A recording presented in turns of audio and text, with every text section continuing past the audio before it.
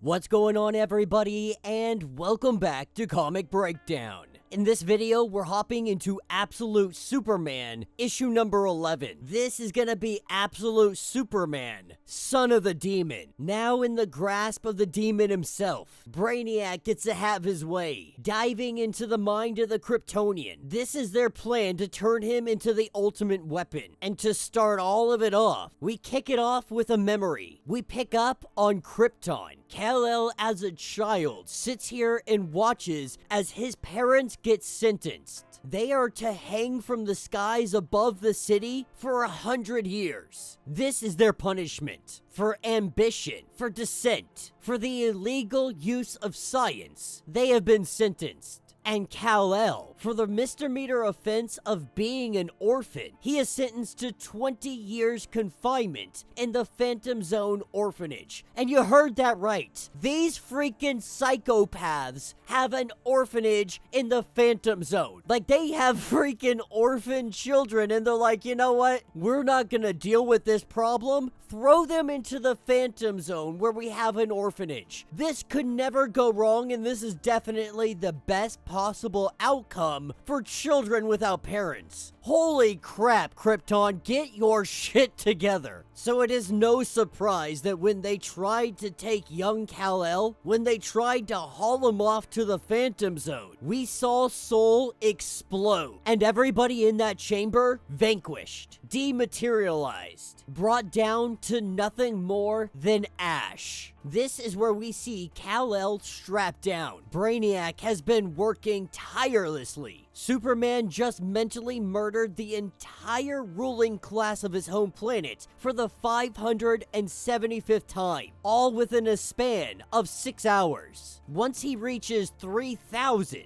he believes he'll be ready to move on to his earthly rebirth. And Ra's al Ghul, he's not very happy with Brainiac. Brainiac's been failing. And so he tells Brainiac, like, if you mess up one more time, I'm gonna lobotomize you like you have these little Brainiac drones everywhere. You will give me the son of the demon. You will make sure that the boy sees the truth. That if you truly wish to save this world, we must burn it to the ground and rise up the empire of Ra's al Ghul from the ashes. Talia telling him to heed the words of the one who speaks for the Omega, that if he fails, she will feed him to the father box. With them leaving the room, the Brainiacs talk to one another. Or more, Brainiac 1 kind of just tells them that he knows Kal-El is gonna break, that nobody can withstand this level of torture, and with his protector Soul being neutralized, his powers weakened, sunlight deprivation, the radiation of the kryptonite obliterating him. And in regards to this synthesized kryptonite, the other Brainiacs suggest that maybe we call it kryptonite because they haven't actually called it anything. They're just calling it Kryptonian meteorite. When one of the Brainiacs suggests calling it that, Brainiac 1 makes him cut out his tongue. But in all of this dialogue, we also learn that Brainiac's been here since 1938. And he admits that what Superman is doing is a tragedy. What happened to Krypton was a tragedy. After everything that you saw, you want to save this planet. You want to save them from their self-destruction. But Brainiac, he believes that after you've killed a few million, you'll see that these people, they deserve it. This is where we're taken to day 5. On this day, Kal-El is able to break free as he experiences himself killing Peacemaker 8,577 times. They go to initiate phase 4, but with Kal-El breaking out of this, he grabs Brainiac by the throat. Brainiac tells him that you're gonna kill millions. He remembers that. But Kal-El tells him that I'm not gonna kill millions. I'm just gonna kill one. And as he gets ready to snap his neck,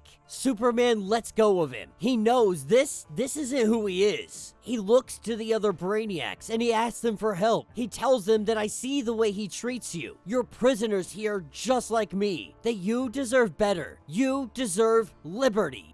That's when Brainiac 1 ends the program. And Brainiac 1, he is pissed. Because that was a simulation. And in that simulation, Superman should have killed Brainiac. He should have killed him without thinking. The point that he had hesitation means that they're failing. Brainiac is trying to figure out why Superman has this hesitation. Why stop? I'm the one that has knives in your brains. I am torturing you, making you relive the worst of the worst of the worst 1,000 times over. But taken to day 12, he still has not progressed past this phase. With soul crystals activating, one of the Brainiacs says, "We deserve liberty." This is where we see the mutiny begin. The other Brainiacs rise up against Brainiac 1. Brainiac 1 picks up the saw and he begins to cut away. 2 days later, somehow inexplicably, Subject Superman refuses to progress. He is currently experiencing hour 500 of watching helplessly as he chainsaws his way through the clones. After reviewing the security footage, he discovered that Superman had been secretly communicating with them during the night, speaking so superhumanly soft that it registered almost on a subconscious level. A man who rewrites hard wiring with whispers, inspires rebellion with packs of walking toasters. Brainiac 1 must admit that even now, it's a privilege to be messing with such a brain. Now, while all of this has been going on, Lois Lane and Jimmy Olsen, they've been held captive. They are the final test for Superman. If he can kill them without hesitation, he is a weapon that is ready to be aimed and fired. But with General Lane showing up, going through the whole security protocol because he's got prosthetics, what they didn't anticipate was General Ross being ready, armed, and taking back his kid. And so with him getting ready to break into this facility to rescue Lois Lane and Jimmy, we pick up on the Kent farm. We pick up with Kal-El being detained. When the Kents told him to run, this time he didn't run. This time, he killed all the agents. When Ra's al Ghul shows up, he also kills Ra's al Ghul. He rips the heart right out of his chest. When Talia charges at him, he puts her down as well. It looks like they might have actually broke Superman. In the laboratory, we see Brainiac take a blaster bolt. Jimmy, Lois, and General Lane. Actually, I think I called him General Ross earlier. That's my bad. General Lane. They all break into the laboratory and they start trying to free Kal-El. And while they work frantically to break him out of his constraints, when they look over, this is where we see that the General, he's been taken out by Talia. As Lois rushes over to her father, this is when all hell just breaks loose in this place. Kal-El's still in this simulation, a simulation of his own mind. Even here, the Kent parents, they're telling him that they took you, that we should be together, that Lazarus took you from us, that we were wrong to tell you to run, because in this place there is nowhere. There is no safe place, and any safe place that there will be, that's a place that you're gonna have to fight for. That we see you, we know you, that we believe in you, that we're proud of everything that you have done here, and to just keep doing it. To get out there and kill them all. With Superman breaking free of his constraints, with one of the Brainiacs freeing Soul from his little containment, Superman has grabbed hold of Brainiac 1 by the throat. He begins to crush, and as Soul reconnects with Kal, as he has been reactivated, preparing to get them out of here, Soul can't communicate with Superman. It's as if he's simply just not there. He's not listening. And now everyone must wonder, has Superman finally broke? That is where this issue will end.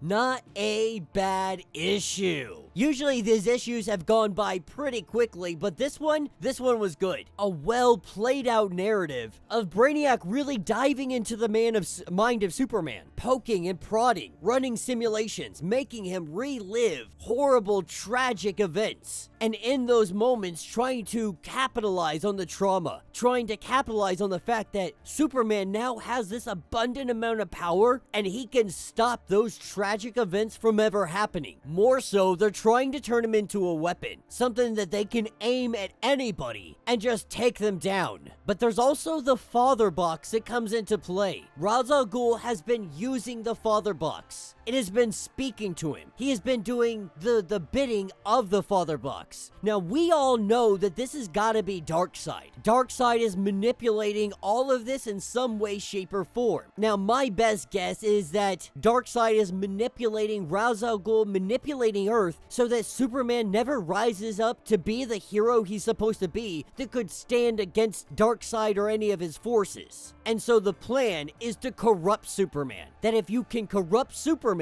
this universe is yours. And that is arguably true. And there's not many universes where Superman becomes evil, where he turns, where he's the bad guy, but they do exist. And Darkseid, being who Darkseid is, he knows this information. He knows that there are evil Supermen out there. And so creating a universe in his image, he knows that he has to take Superman out of the equation. If you can't stop Superman from existing, then create and make him the complete opposite of everything he represented. Make him the righteous hand of Darkseid. But let me know what you guys think. Let me know your thoughts. Let me know your theories. If you want to get caught up on everything that has been going on with the Absolute Universe, go ahead, check out the link in my description as well as the top of this video. It is going to get you completely caught up on everything that has been going on with this series. If you would like to support the channel, you can always do so by joining the channel membership. A lot like Patreon, having a bunch of different perks, a bunch of different options. Check that out if you so choose. If not, please be sure to subscribe to the channel, like this video, hit that notification bell, and with that being said, until the next breakdown.